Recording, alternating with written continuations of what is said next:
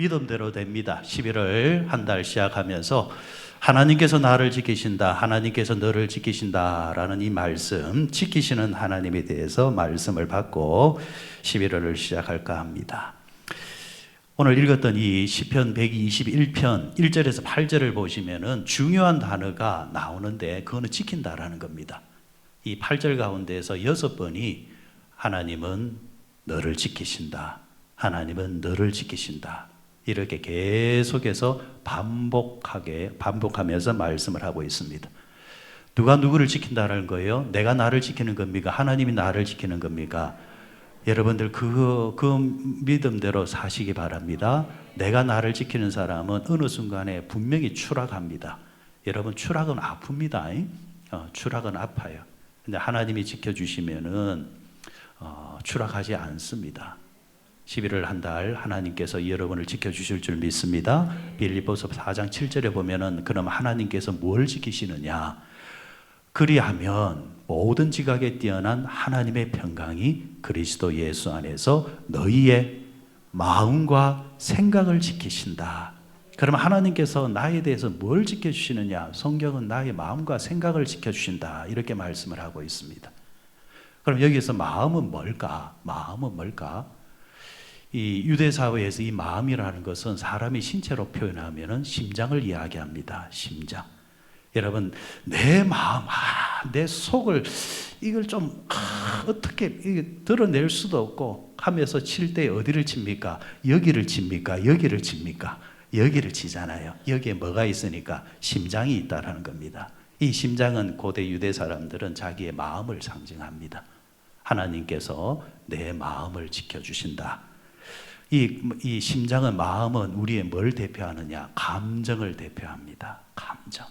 사람은 감정의 존재잖아요. 감정을 어떻게 다스리느냐에 따라서 흥할 수도 있고 망할 수도 있습니다. 근데 이 감정을 지켜주시는 분이 누구다? 하나님이시다. 그리고 여기서 말하는 또 생각을 지킨다 할 때에 생각은 우리의 사고를 말하는 겁니다. 사고가 뭡니까?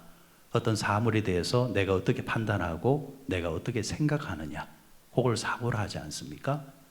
우리가 오판을 왜 합니까? 생각을 잘못해서 그런 겁니다. 오판하지 아니하도록, 실수하지 아니하도록 하나님께서 내 생각을 지켜주신다.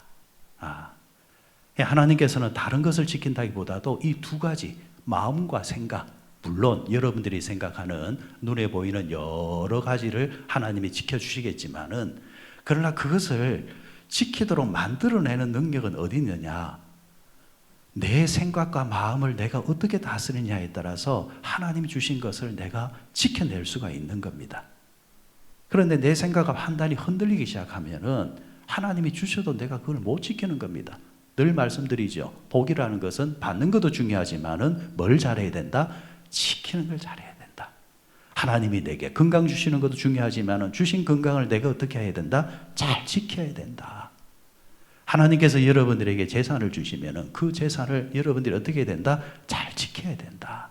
하나님이 주시는 모든 것들을 지킬 줄 아는 자가 복이 있다. 그러면 그 지키는 것은 근본적으로 여러분의 마음과 생각이 지켜져야만 한다. 그러면 생각과 마음이, 이런 이 여유가 어디서 나오는 걸까? 이 지킴은 어디서 나오는 걸까? 어떻게 하면 내 생각과 마음을 내가 다스릴 수 있는가? 그것은 하나님의 평강이 임해야 됩니다. 하나님의 평강. 하나님의 평강이 어디서 오는가? 하나님의 평강이 어디서 오는가? 빌립보서에서 뭐라고 했습니까? 그리스도 예수 안에서 너의 마음과 생각을 지키시리라. 그러니까 그 앞에 뭐라고 했습니까? 그리하면은 하나님의 평강이 내게 임할 때에만. 여러분, 그렇잖아요. 사람이 조급하게 되어지면은 뻔히 앞에 보이는 있는데도 불구하고 그게 보입니까? 안 보입니까? 제가 유달리 요즘 와서 그게 많이 이제 그러더라고요. 책상에 빤하게 있는데 그게 안 보여요. 안 보인단 말이에요. 특히나 뭐가 바쁘게 나가야 될 때 보면은 눈앞에 두고도 그게 안 보입니다. 내 마음이 뭐 어떻다라는 겁니까? 조급해서 그런 겁니다. 근데 조급의 반대가 뭡니까? 여유잖아요, 여유. 사람이 여유로우면은, 마음이 여유로우면은 뭐 안 한다? 오픈하지 않고 실수하지를 않습니다. 뭔가 쫓겨 다니는 인생은 늘 항상 실수합니다. 그러나 마음에 여유가 있는 사람은 실수를 하지를 않습니다. 그 실수하지 아니하는 이 여유의 마음이 어디서 오느냐? 하나님의 평강에서 온다라는 겁니다. 하나님께서 내 마음에 평강을 주셔야 내 마음도 지켜지고 내 생각도 지켜지는 겁니다. 11월을 시작한 오늘 첫날에 무엇보다도 하나님의 평강이 여러분들에게 가득 임하시기를 주의 이름으로 축원드립니다. 오늘 본문에서 시편 121편 이래 보면은 이 지키다라는 말이 이렇게 많이 강조가 되어지고 있는데, 이 지키다라는 이 동사가 이 파수꾼이라는 명사에서 왔습니다. 파수꾼. 아까 뭐라 했습니까? 누가 누구를 지킨다 했습니까? 내가 아니라 하나님이 나를. 그럼 하나님이 나의 뭐가 되어 주시니까? 파수꾼이 되어 주시니까, 파수꾼이 하나님이 되시니까 내가 지켜지는 겁니다. 내가 그리스도 안에 있기만 하면, 하나님 안에 있기만 하면 하나님께서 나의 모든 출입의 파수꾼이 되어 주심으로 자동적으로 내 인생이 지켜진다라는 겁니다. 동시에 하나님이 파수꾼이 되어지는 것도 중요하지만, 그것이 가장 근본적인 원인이겠지만, 하나님께서 나의 파수꾼이 되신다라는 것을 내가 믿어야만 내 생각이 다스려집니다. 아무리 좋은 것을 갖다 줘도 안 믿으면은 그 좋은 것이 나와 상관이 없잖아요. 하나님은 창조주의 하나님이시고 전지전능하신 하나님이시고 나의 능력과 힘이 되신다. 아무리 거창한 노래를 우리의 입으로 불러도 실제로 내 마음에서 그 하나님을 믿지 아니하면은 평강은 내게 임하지 않는 겁니다. 앞에서는 이렇게 해도 또 돌아가면 뭡니까? 또 걱정해야 되고 염려해야 되고 쫓겨다니는 인생. 내가 믿는 만큼 하나님의 평강도 크고 작을 수 있다라는 것. 그래서 하나님의 평강이 여러분에게 임하시되, 여러분 또한 하나님의 평강이 나의 평강이고, 하나님께서 파수꾼이 되셔서 11월 한 달 동안 나를 지켜주신다는 것을 조금 더 의심하지 마시고 100% 믿는, 그래서 그리스도의 평강 가운데에서 사시는 여러분들만 되시기를 바랍니다. 이스라엘 백성들이 절기를 맞이해서, 감사절을 맞이해서, 내일은 추수감사절입니다. 이런 절기가 찾아오게 되어지면은 각처에 흩어져 있던 이스라엘 백성들이 하나님의 성전이 있는 곳을 향해서 올라옵니다. 성경에서는 늘 항상 성전을 향해서 갈 때는 무조건 올라간다라는 표현을 씁니다. 다른 지역에, 고산 지역에서 와도 하나님의 성전은 무조건 올라가는 곳입니다. 이런 이제 이스라엘 백성들의 의미를 담고 있는데, 자 올라가는데, 이제 올라갈 때에 이제 성전이 가까워지기 시작하면은 우리가 읽었던 이 말씀을 그들은 읽기 시작합니다. 그러니까 이스라엘 백성은 이 말씀을 다 외우고 있는 거예요. 다 외우고 있습니다. 어떻게 고백하느냐 하니까, 하나님, 내가 지금까지 살아오면서 나를 지켜주신 분은 오직 하나님밖에 없습니다. 하나님, 세상의 신들이 세워져 있는 신전들을 내가 봅니다. 실제로 그 당시 팔레스타인은 하나님의 성전뿐만이 아니라 여러 산에 이방 신들을 섬기는 신전들이 곳곳에 세워져 있었습니다. 이제 그걸 빗대어서 이렇게 말하는 겁니다. 하나님, 저 산에 세워져 있는 바알 신이 나를 지켜주는가요? 하나님, 저곳에 세워져 있는 아세라 신이 나를 지켜주는 겁니까? 하나님, 태양신을 섬기는 그 신이, 그 태양신이 나를 지켜줍니까? 아닙니다. 달을 섬기는 자들의 그 신이 나를 지켜주니 아닙니다. 나를 지켜주시는 분은 저 성전에 계신 하나님밖에 없습니다. 하나님의 성전을 떠나서 세상에 살다가 다시 성전에 올라오는 이 순간까지 하나님은 지켜주셨습니다. 그 지켜주신 하나님을 찬양합니다. 여러분, 이런 마음으로 우리가 성전에 올라온다고 한다면 여러분, 그 발걸음은 정말 복된 발걸음입니다. 내일 당장 여러분들 성전에 올라오실 때에, 감사절로 올라오실 때에 여러분 이 고백을 하면서 올라와 보십시오. 여러분의 고백과 여러분의 고백을 받으시는 하나님께서 기뻐하시면서 고백하는 여러분들에게 남다른 은혜를 내일 또 허락해 주실 줄 믿습니다. 그러면서 이제 성전에 올라와서 예배를 드리는 데에 이 지켜주신다 생각하니까 저는 버떡 이제 우리가 잘 아는 말씀이 생각나요. 평생을 지켜주심을 경험했던 다윗이 말년에 어떤 고백을 합니까? 여호와는 나의 목자시니 내가 부족함이 없으리로다. 그가 나를 어떻게 해요? 푸른 초장으로 인도하시며 쉴만한 물가로 인도하시는도다. 여러분, 동물의 왕국을 보게 되어지면은 요즘은 잘 안 나오던데 옛날에는 동물의 왕국 이러면은 남자들이 가장 좋아했던 프로그램 중에 하나입니다.